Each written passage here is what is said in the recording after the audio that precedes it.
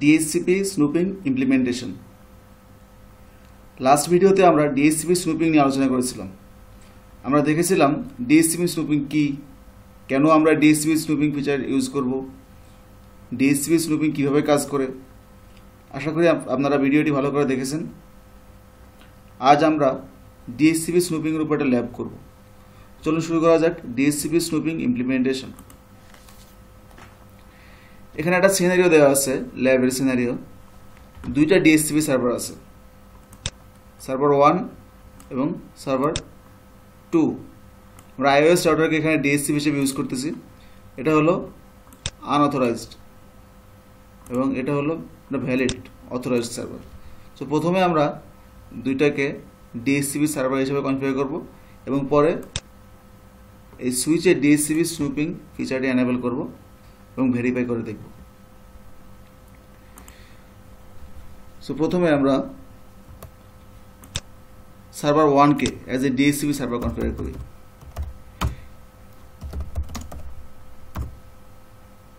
Host name দিয়ে নিই, এটার host name DHCP1।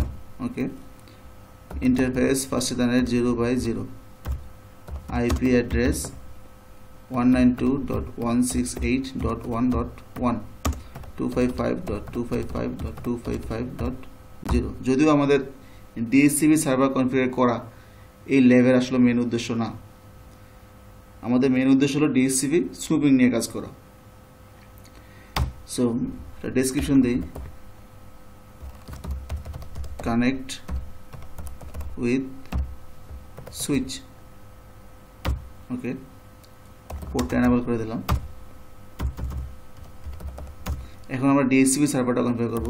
IP DHCP pool DHCP1, network হলো 192.168.1.0 255.255.255.0।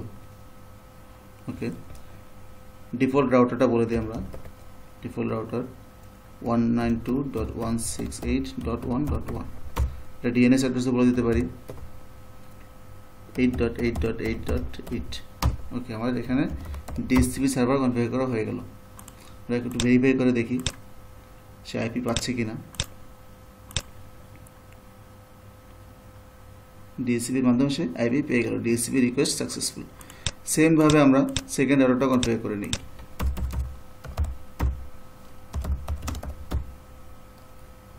হোস্ট নেম দিয়ে দেই DHCP2,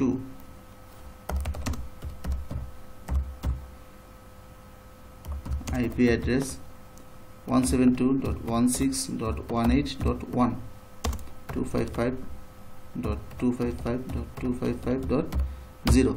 ওকে, নো শার্ট মানে পোর্টটা এনেবল করে দিলাম। তো ডেসক্রিপশন দিয়ে দিই, কানেক্ট উইথ ক্লায়েন্ট। ওকে, এখন এখানে আমি ডিএসসিপি সার্ভারটা এনেবল করে দিই। IP DHCP পুল DHCP2। ওকে, নেটওয়ার্ক হলো 172.16.18.0 255.255.255.0। ডিফল্ট রাউটার হবে 172.16.15.1 সরি 18.1, আমাদের 18 সিরিজ 18 ব্লকের আইপি। সো এটা DNS বলে দিই 4.2.2.2। আমার দুইটা ডিএসসিপি সার্ভারই কনফিগার করা হয়ে গেল। এখন আমি দেখব এখানে সে আইপি পাচ্ছে কোথা থেকে। এখন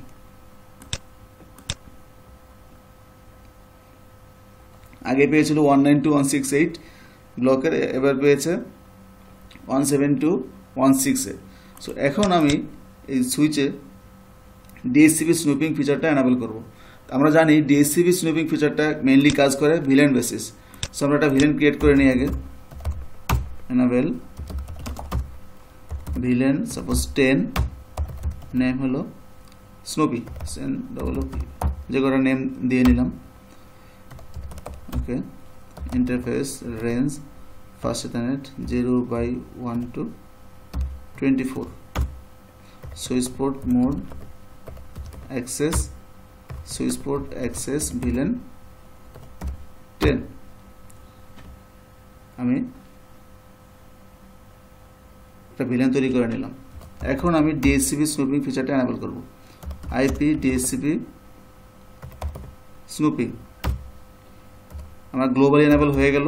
এখন আমি ভিলেনের উপরে করব। আইপি ডিএসসিপি স্নুপিং ভিলেন 10 10 ভিলেনের জন্য আইপি ডিএসসিপি স্নুপিং ফিচারটা এনেবল করে দিলাম। এখন আমরা দেখব যে আমরা আইপি পাচ্ছি কিনা। আমার যে 172.168 অথবা 192.168 সিরিজে কোনো আইপি পাচ্ছি কিনা এখনো।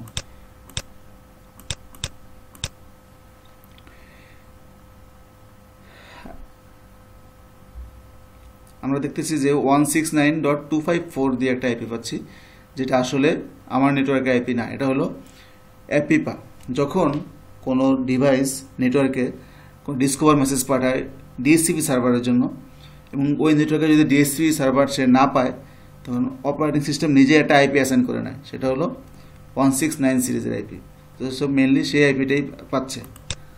মূলত যে দুইটা সার্ভার আমার কানেক্টেড আছে, এই দুইটা থেকে আইপি পাচ্ছে না। কারণ হলো যখনই আমি ডিএসসিপি স্নুপি ফিচারটা এনেবল করলাম, এনেবল করার পরে বাই ডিফল্ট সবগুলো পোর্ট তার আনট্রাস্টেড হয়ে গেছে, মানে সে এখন আর কোনো পোর্টকে ট্রাস্ট করতেছে না ডিএসসিপি সার্ভার কানেক্ট করার জন্য।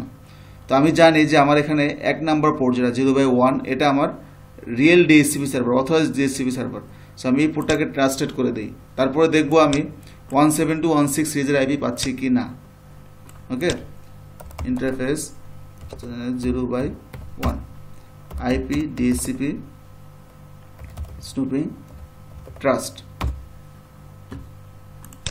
ট্রাস্ট করে দেওয়ার পরে আমি এখন চেক করব যে আমি 172.168 সিরিজের আইপি পাচ্ছি কিনা।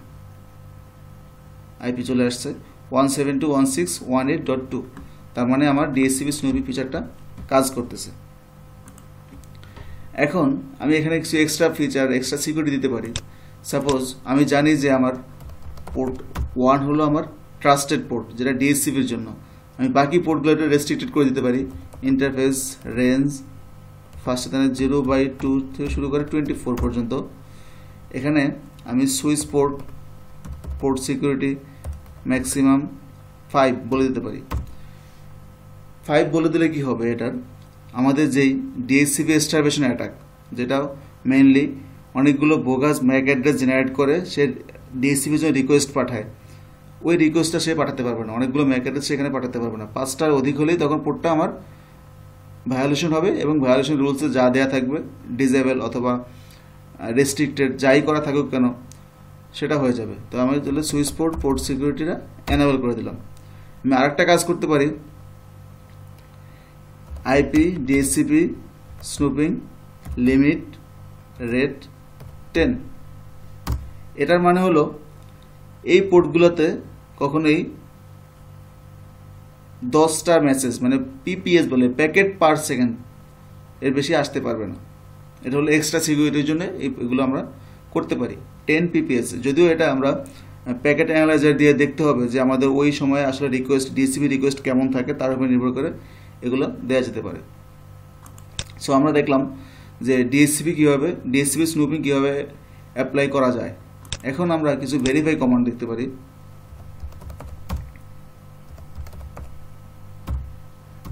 শো আইপি ডিএসসিপি স্নুপিং, এই কমান্ডটা দিলে আমি দেখতে পারবো যে আমার এখানে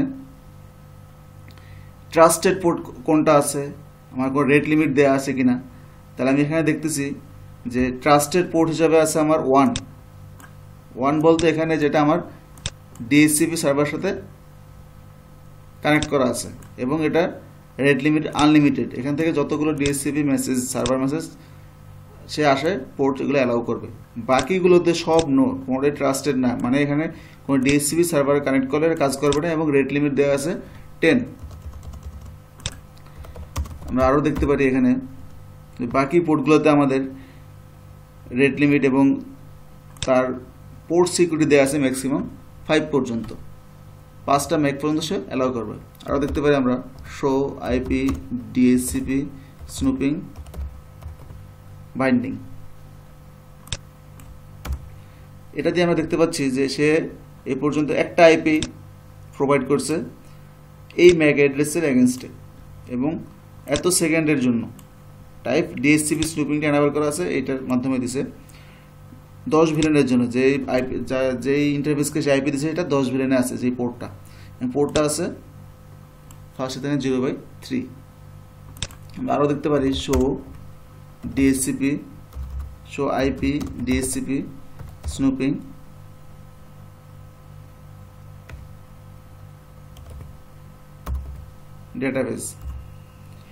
ডেটাবেজে তার ডিটেলস ডেটাবেসটা সে এখানে শো করবে। সো আমরা ভেরিফাই কমান্ডগুলো দেখলাম এবং দেখলাম ডিএসসিপি স্নুপিটা কীভাবে ইমপ্লিমেন্ট করতে হয়। এখানে কিছু কমান্ড দেওয়া আছে যেগুলো নিয়ে আমরা ইতিমধ্যে কাজ করেছি, জাস্ট বোঝার জন্যে। সেটা হলো কীভাবে ডিএসসিপি সার্ভার আমরা কনফিগার করব। ডিএসসিপি আইপি ডিএসসিপি পুল দিয়ে ডিএসসিপি এটা পুলের নাম দিতে হয় এবং পরে নেটওয়ার্ক ব্লকটা বলে দিতে হয় উইথ সাবনেট মাস্ক। ডিফল্ট রাউটারটা বলতে হয় যে ক্লায়েন্ট সে আইপি পাবে তার ডিফল্ট গেটওয়ে কোনটা হবে সেটা বলে দিতে হয় এবং ডিএনএস সার্ভারটা আমরা বলে দিতে পারি। তারপর ডিএসসিপি স্নুপিং এনাবেল কীভাবে করব আমরা জানি ডিএসসিপি স্নুপিংটা দুইভাবে এনাবেল করতে হয়। একটা হলো গ্লোবালি, তারপরে আবার করতে হয় ভিলেনের উপরে, পার ভিলেন। আমরা যে কটা ভিলেনের উপরে করতে চাই ওই ভিলেনের বেসিসে ডিএসসিপি স্নুপিংটা এনাবেল করতে হয়। এবং যদি সেটা কোনো বড় ক্ষেত্রে হয়, যেমন যেখানে থাউজেন্ডস অফ রিকোয়েস্ট থাকতে পারে ডিএসসিপি আইপির জন্য, সেক্ষেত্রে আমরা ডিএসসিপি স্নুপিং একটা ডেটাবেস আছে যেটা আমরা অল্প আগে কমান্ড দিয়ে দেখেছি, এটা আমরা রিমোটলি কোথাও দেখে দিতে পারি। এটা অথবা ফ্ল্যাশে যদি বেশি স্পেস থাকে আমরা ফ্ল্যাশেও দেখা যেতে পারি। এবং যখন ডিএসসিপি পোর্টটা আমার স্নুপিং ফিচারটা এনাবেল করা হয়ে গেল, তখন বাই ডিফল্ট সবগুলো পোর্টে যেহেতু আমরা আনট্রাস্টেড হয়ে যায়, আমরা যে পোর্টে ডিএসসিপি সার্ভার কানেক্ট করতে চাই ওই পোর্টে ঢুকে ওই পোর্টটাকে আমার ট্রাস্ট করে দিতে হবে। তারপরে আছে এক্সট্রা কিছু সিকিউরিটি, যেটা আমরা রেট লিমিট বলে দিতে পারি, যেটা বলে PPS 10 PPS packet per second 10 PPS, এটা আমরা বলে দিতে পারি। এবং পোর্ট সিকিউরিটিটা এনাবেল করে দিতে পারি। এগুলো সব এক্সট্রা সিকিউরিটির জন্য।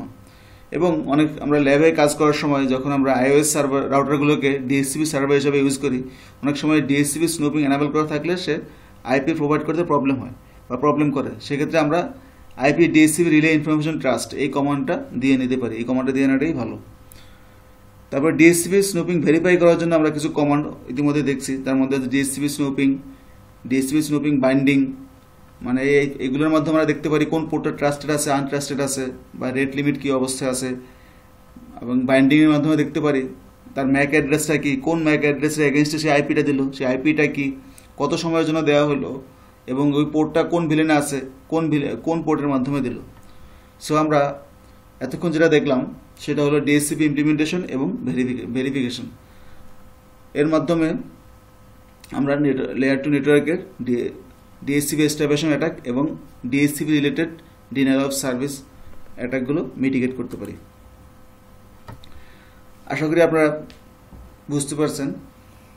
সো সবাই ভালো থাকবেন। আল্লাহ হাফেজ।